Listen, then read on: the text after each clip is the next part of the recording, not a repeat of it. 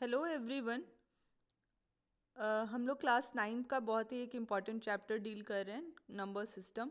उसका लेसन 1 का वीडियोस मैंने पहले ही अपलोड कर दिया है। मैं लेसन 2 वाले में भी डिस्क्रिप्शन बॉक्स में उसका लिंक शेयर कर दूंगी। आप अगर वो वीडियो नहीं देखें तो पहले उस वीडियो को देख लीजिएगा, उसके बाद ये लेसन 2 में आगे फर्दर कंटिन्यू कीजिएगा, ठीक है। उस वीडियो में मैंने कुछ इंट्रोडक्शन दिया था नंबर सिस्टम्स के बारे में, नेचुरल नंबर के बारे में बताया है, whole number, integer, rational number, irrational number, सबके बारे में डील किया था। बताया था कि कैसे नेचुरल नंबर है, किसको हम होल नंबर बोलते हैं। वो सारी चीज़ें डिस्कस करने के बाद अब मैं इस वीडियो में डेफिनेशंस बताती हूँ कि कैसे मैं डिफ़ाइन करूँगी, या आप ही नेचुरल नंबर को, होल नंबर को, किसी भी नंबर्स को कैसे डिफ़ाइन करेंगे। तो सबसे पहले है कि नेचुरल नंबर क्या होता है।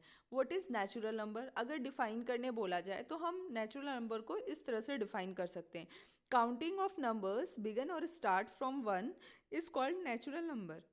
जो नंबर हमारा वन से स्टार्ट होता है उसको हम नेचुरल नंबर कंसिडर कर लेते हैं। वन के बाद आप जहाँ तक काउंटिंग कर सकते हैं। नेक्स्ट आता है whole number. Counting of numbers begin और स्टार्ट फ्रॉम ज़ीरो। अगर हम एक नेचुरल नंबर का बास्केट बनाते हैं 1 2 3 4 5 6 और उसमें जीरो ड्रॉप कर देते हैं तो वो जो बास्केट का नाम है नेचुरल नंबर से चेंज होके क्या हो जाएगा? Whole number. अब होता है इंटीजर। इंटीजर क्या है?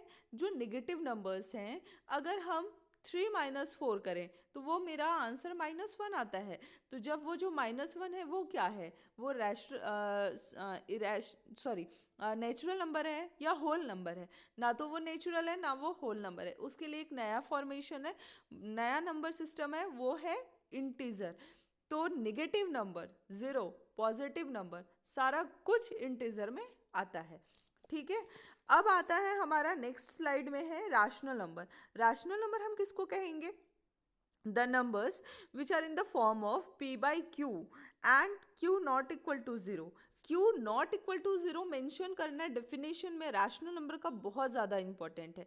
क्यों? क्योंकि 1/0 नॉट डिफाइन होता है। या कोई भी आप नंबर ले लीजिए, 10101 नंबर ले लिया डिवाइडेड बाई ज़ीरो, तो ये नंबर नॉट डिफाइंड है, ठीक है। तो Q जो है वो नॉट इक्वल टू ज़ीरो होना बहुत ज़रूरी है फ्रैक्शनल फॉर्म में। अगर हम लिख रहे हैं वो फ्रैक्शनल फॉर्म को ही हम रैशनल नंबर बोलते हैं, तो उसमें ये बोलना बहुत इंपॉर्टेंट है, Q not equal to zero. यहाँ पे मैंने जितने भी एग्जाम्पल लिए हैं, जैसे देखिए 1/4, 66/6, 7/8, कहीं पे ऐसा नहीं लिखा है 7/0। तो ऐसे नंबर्स रैशनल नंबर कहलाते हैं। अब आता है इरेशनल नंबर। क्या है? The numbers which are non repeating and non terminating are called irrational number. जो हमारा, अब एग्जाम्पल आप ले लीजिए, पाई, √2, √3। पाई का जितना भी वैल्यू है, आपको जितने डिजिट तक वैल्यूज चाहिए आपको मिल सकता है। अगर आपको पाई का वैल्यू 1000 डिजिट तक चाहिए तो वो मिल सकता है। इन सब के नंबर्स का जो वैल्यूज होते हैं ना, वो कभी ना तो नॉन रिपीटिंग होते हैं, वो नॉन रिपीटिंग होते हैं और नॉन टर्मिनेटिंग होते हैं। मेरा ये कहने का मतलब है ये नंबर्स कभी इंड नहीं होते हैं, इंडलेस होते हैं। 0 पॉइंट के बाद 1 2 3 4 रिपीट नहीं होगा, 1 2 3 4 1 2 3 4 ऐसा नहीं होता है। वो 1 2 3 4 7 6 वो चलते रहता है, तो वो नॉन रिपीटिंग हो गया। और नॉन टर्मिनेटिंग मतलब जो खत्म ही नहीं हो, टर्मिनेट ही ना हो पाए, तो ऐसे नंबर्स को हम क्या कहेंगे? Irrational number. अब natural number, whole number, integer, rational number, irrational number, सबका एक बिगर बास्केट अगर बनाते हैं तो उस बास्केट को हम रियल नंबर कहते हैं। तो डेफिनेशन के लिए हम कह सकते हैं a real number is any number that can be represented on number line. जो भी नंबर नंबर लाइन पे रिप्रेजेंट कर सके हम उसको रियल नंबर बोलते हैं। इवन कि इरेशनल नंबर भी हमारा नंबर लाइन में रिप्रेजेंट हो जाता है। हमारा कॉन्सेप्ट क्लियर हो गया। अब इससे रिलेटेड हम कुछ क्वेश्चंस देखते हैं ताकि हमें पता चल पाए कि हमने जो सीखा वो कितना सीखा। अच्छा, क्वेश्चन सॉल्व करने से पहले एक और है स्लाइड में, प्राइम नंबर और को प्राइम नंबर। तो को प्राइम नंबर आप लोग के माइंड से स्लिप हो सकता है, ये बहुत ही इम्पोर्टेंट है। तो इसके बारे में हम इसका यूज़ भी करेंगे आगे के कुछ क्वेश्चन सॉल्व करने में। इसीलिए मैंने प्राइम नंबर पहले लिखा। ऐसे नंबर्स, प्राइम नंबर को का डेफिनेशन, या हम प्राइम नंबर कहते किसको हैं, a number that has exactly two factors. Two factor, what does it mean? इसका मतलब ये होता है कि उसका फैक्टर जो है या तो वन होगा या तो वो नंबर खुद होगा। And there are so many examples of prime number like 2, 3, 5, 7, this all are the examples of prime number. अब हमारा नेक्स्ट है को प्राइम नंबर। किसको कहते हैं? को प्राइम, प्राइम के साथ को जुड़ गया, मतलब यहाँ पे पेयर में नंबर लेना पड़ेगा। अब पेयर में नंबर किस तरह से ले सकते हैं हम? तो यहाँ पे हम पेयर में नंबर ले सकते हैं, जैसे यहाँ पे देखिए 4 और ये 9। तो 4 और 9, तो हमारा 4 और 9 का जब हम एचसीएफ निकालते हैं तो एचसीएफ हमारा क्या आएगा? दोनों का 1। दोनों का कॉमन एचसीएफ क्या आ सकता है? 1। तो ऐसे नंबर जिनका एचसीएफ, कॉमन एचसीएफ 1 हो जाए, उस नंबर को हम क्या कहेंगे? को प्राइम नंबर कहेंगे। अब हमारा क्वेश्चन यहाँ पे है। अब हमने कितना सीखा वो क्वेश्चन से पता चलेगा, तो क्वेश्चन सॉल्व करते हैं। Are the following statements true और फॉल्स? सबसे पहले कुछ स्टेटमेंट दिए हुए हैं, वो आपको बताना है कि वो ट्रू है और फॉल्स है। अच्छा, ट्रू और फॉल्स क्यों बता रहे हैं उसका रीजन भी बताना है। Every whole number, every whole number is a natural number. जितना भी होल नंबर है नेचुरल है।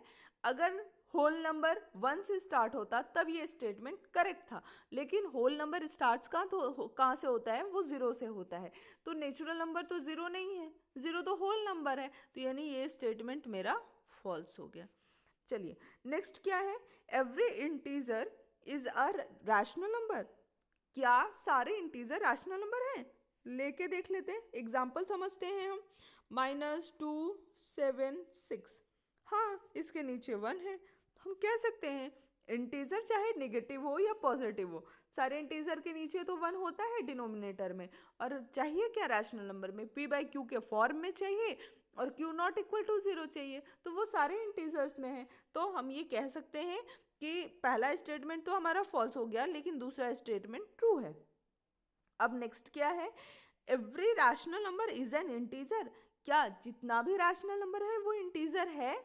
नहीं। क्यों? क्योंकि इंटीजर का डेफिनेशन p/q के फॉर्म में नहीं है, वो तो रैशनल नंबर का डेफिनेशन है। तो अगर हम एक वैल्यू ले लेते हैं -66/7, तो ये मेरा रैशनल नंबर तो है, रैशनल नंबर है, लेकिन इंटीजर नहीं है। क्यों? क्योंकि इंटीजर का डेफिनेशन में फ्रैक्शनल फॉर्म नहीं है। तो क्या हो गया हमारा यहाँ पे? पहला स्टेटमेंट फॉल्स हो गया, दूसरा ट्रू हो गया, और तीसरा स्टेटमेंट भी फॉल्स हो गया। रीजन भी मैंने बता दिया। ऐसा नहीं है कि सिर्फ बिना रीजन के आप आंसर लिख के आएंगे तो आपको फुल मार्क्स मिलेंगे। अगर वो क्वेश्चन 1 मार्क्स का है तो सिर्फ हाफ मार्क्स मिलेंगे, रीजन नहीं लिखने से हाफ मार्क्स का डिडक्शन है। ऐसे तो अभी सारे एमसीक्यूज पे ही हैं। हर चैप्टर कंप्लीट होने के बाद मैं एमसीक्यूज भी उस चैप्टर से रिलेटेड करवाऊंगी, तो आपका और भी कॉन्सेप्ट क्लियर हो जाएगा। चलिए नेक्स्ट स्लाइड में देखते हैं। हाँ, find 5 rational number between 1 and 2। यहाँ पे क्वेश्चन है कि आप 5 रैशनल नंबर निकालिए 1 and 2 के बीच में। ठीक है, तो 5 रैशनल नंबर निकालना है, तो इसका एक ही मेथड हम सीखते हैं और वही मेथड सब जगह अप्लाई कर लेंगे, और वो इजी मेथड है। सबसे पहले यहाँ पे फोकस करना है, कितने रैशनल नंबर पूछे हैं, कितना रैशनल नंबर हमें निकालना है? 5। तो हम यहाँ सबसे पहले 5 + 1 कर लेंगे, क्या हो जाएगा? 6। अब हमारा 1 है, तो 1 को अगर हमको रैशनल नंबर के फॉर्म में लिखना होगा तो कैसे लिखेंगे? 1/1, और ऊपर भी 6 से मल्टीप्लाई कर सकते हैं और नीचे भी 6 से मल्टीप्लाई कर सकते हैं हम इजीली, कोई दिक्कत नहीं है। तो 6/6 क्या आ जाएगा? 1 आ जाएगा। तो हमारा ये ले सकते हैं हम। ठीक है, आप लोग साथ साथ नोट करते जाइएगा, क्योंकि मैं तो फिर डिलीट करूँगी, मेरे पास उतने जगह नहीं है। तो यहाँ पे क्या हो गया? 6/6 हो गया।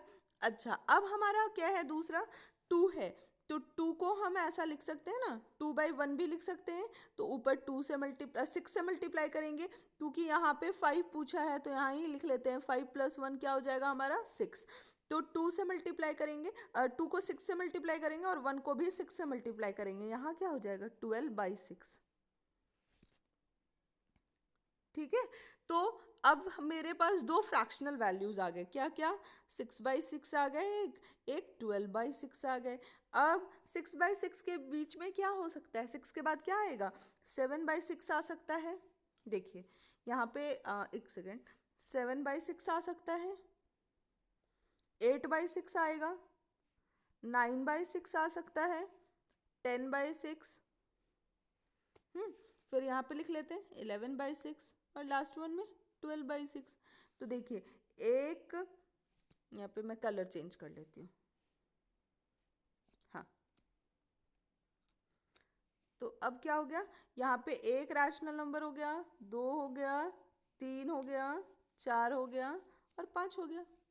पूछा ही है ये क्वेश्चन में, 1 और 2 के बीच में आप 5 रैशनल नंबर बताइए। तो हम इस तरह से क्वेश्चन सॉल्व कर सकते हैं। आगे कुछ फ्रैक्शनल वैल्यूज भी दे दिए जाएंगे आपको, आपको उसका भी नंबर निकालना होगा, उसके बीच में भी आपको नंबर्स निकालने होंगे। तो उसमें भी हम जो मेथड यूज़ करेंगे वो यही मेथड यूज़ करेंगे। एक सिंपल मेथड सीखते हैं और उसी से सारे क्वेश्चंस सॉल्व कर लेते हैं। तो ठीक है, फिर आज भर के लिए इतना ही रहने देते हैं, मिलते हैं हम नेक्स्ट वीडियोज़ में। Thank you so much.